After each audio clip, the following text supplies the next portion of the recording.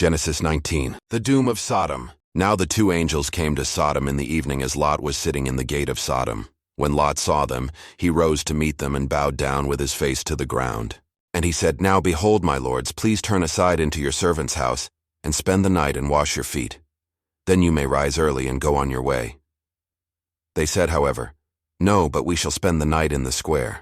Yet he urged them strongly, so they turned aside to him and entered his house. And he prepared a feast for them, and baked unleavened bread, and they ate. Before they lay down, the men of the city, the men of Sodom, surrounded the house, both young and old, all the people from every quarter. And they called to Lot and said to him, Where are the men who came to you tonight? Bring them out to us that we may have relations with them. But Lot went out to them at the doorway, and shut the door behind him, and said, Please, my brothers, do not act wickedly. Now behold, I have 2 daughters who have not had relations with man.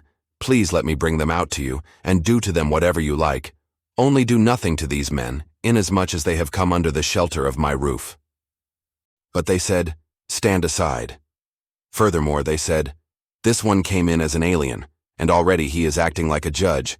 Now we will treat you worse than them. So they pressed hard against Lot and came near to break the door.